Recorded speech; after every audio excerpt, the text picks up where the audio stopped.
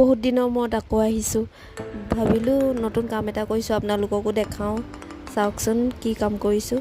এইয়া ধূপৰ বিজনেছ, ধূপ নিজে শিকিছোঁ NGO এটাৰ পৰা।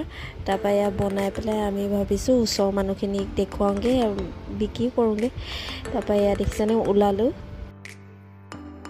পূৰা বেগত ভৰাই লৈ লৈছোঁ। আজি বেছিহে আহিম।